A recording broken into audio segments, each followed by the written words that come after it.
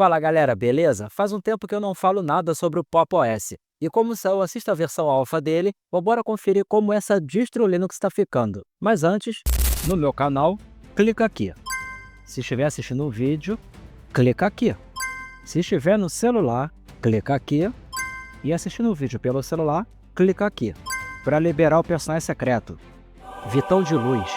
E esse não vai ser um vídeo falando sobre aspectos técnicos ou coisas do tipo. Se você quiser saber o que mudou nessa sexta versão alfa do Cosmic Desktop, você pode conferir no próprio site oficial ou em outros sites que costumam falar sobre Linux, como esse aqui, por exemplo. E eu vou colocar os dois links aqui na descrição, caso você queira se inteirar sobre o assunto. Mas, voltando aqui à história inicial, eu vou simplesmente rodar o sistema operacional dentro de uma máquina virtual e utilizá-lo como se fosse uma versão finalizada, para que assim nós possamos ter uma boa ideia de como ele realmente está ficando, como ele se comporta, que tipo de bugs podem aparecer, enfim. E para isso tudo, eu vou utilizar o VMware e montar uma máquina virtual para testar o Pop!OS 2404 Cosmic Alpha 6. Então eu preparo a minha máquina virtual, faço a instalação do Pop e vou embora usar o sistema.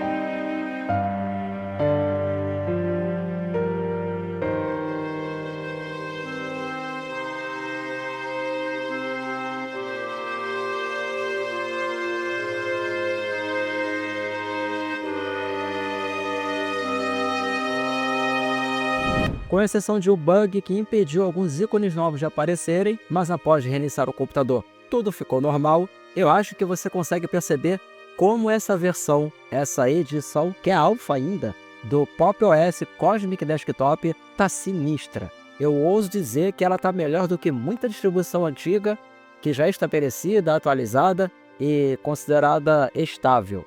Enfim, diz aqui nos comentários o que você acha a respeito do Cosmic Desktop Alpha 6. Aproveita, se você gostou, deixa o like, se ainda não for inscrito, se inscreve no canal e compartilha esse vídeo para dar aquela força. Valeu, galera, tamo junto e vambora aguardar as próximas alfas que vão sair para o Cosmic Desktop até que finalmente chegue o Pop! OS 24.04 versão final. E você percebeu a versão do kernel instalada também, né? Tem muita coisa maneira rolando e que ainda está por vir no Pop! OS. Tô muito empolgado com essa distribuição Linux. Valeu, galera, fui!